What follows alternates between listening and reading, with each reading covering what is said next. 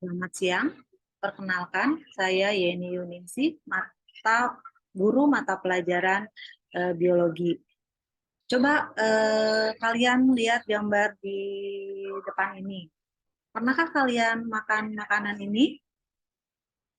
Kalau sudah, coba kalian ingat-ingat lagi bagaimana struktur dari makanan yang kalian makan, kemudian ingat lagi warnanya bagaimana, teksturnya bagaimana. Sudah ada yang ingat? Ya, untuk makanan yang kalian makan ini adalah salah satu contoh dari jamur atau fungi. Nah, apa itu fungi? Apa itu jamur? Pada pembelajaran kali ini, Ibu akan membahas tentang kingdom dari fungi atau kerajaan dari jamur. Nah, sebetulnya dalam pembelajaran ini ada 3 tujuan yang akan kita pelajari. Yang pertama adalah struktur tubuh jamur, yang kedua cara hidup dan habitat dari jamur, dan yang ketiga adalah mengidentifikasi reproduksi dari jamur. Hanya pada kesempatan kali ini kita hanya akan membahas struktur tubuh dari jamur. Coba kita perhatikan berbagai macam gambar jamur. Kalau kita lihat ada berbagai bentuk, kemudian warnanya pun bermacam-macam. Ada yang berwarna biru, ada yang berwarna kuning, ada yang berwarna merah, bahkan ada yang berwarna hitam. Nah, tapi kalau kita lihat dari semua gambar jamur yang ada, tidak ada satupun yang berwarna hijau. Kenapa seperti itu? Nah, marilah kita lihat ciri-ciri dari jamur. Yang pertama yaitu bersifat eukariotik. Apa itu eukariotik? Jadi eukariotik itu adalah sel dari jamur tidak memiliki membran inti. Kemudian ciri yang kedua bersifat heterotrop. Apa itu heterotrop? Heterotrop adalah jamur ini tidak bisa membuat makanan sendiri. Kenapa dia tidak bisa membuat makanan sendiri? Karena di dalam tubuh jamur itu tidak ada pigmen yang kita sebut dengan klorofil atau zat hijau daun. Nah, yang ketiga, macam, bentuk, dan ukuran dari jamur ini bervariasi.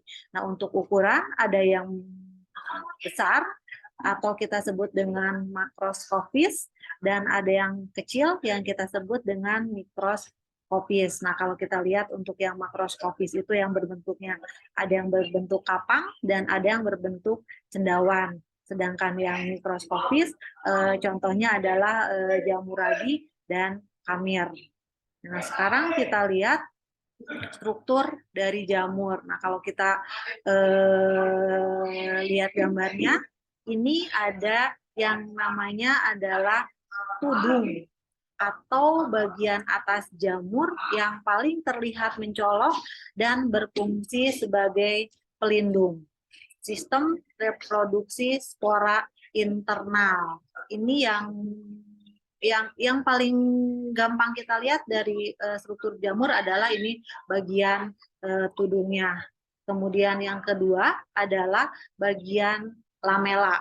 Lamela ini penghasil dan penyebar spora berbentuk seperti lembaran-lembaran berada di bawah tudung. Jadi kalau yang tadi di atasnya ini kita sebut dengan tudung, dan yang bawahnya ini yang berupa lembaran-lembaran kita sebut dengan lamela. Yang ketiga adalah cincin. Cincin ini dia berfungsi sebagai pelindung cendawan muda yang masih berbentuk kancing. Kemudian ada tangkai buah, ini fungsinya untuk menopang tubuh jamur. Dan yang berikutnya adalah volva yang fungsinya melindungi jamur ketika masih seperti kancing. Nah, kemudian ada miselium, yaitu bagian jamur multiseluler yang dibentuk oleh kumpulan-kumpulan beberapa hifa. Sebagian miselium berfungsi sebagai penyerap makanan dari organisme lain atau sisa-sisa organisme. Nah, kalau Coba kita ulangi lagi. Jadi bentuk-bentuk dari struktur jamur itu adalah yang paling atas atau yang paling gampang kita lihat adalah bagian tudung. Di bawah tudung itu ada lamela, kemudian ada bagian cincin, ada bagian tangkai buah, dan yang paling bawah adalah bagian polpa.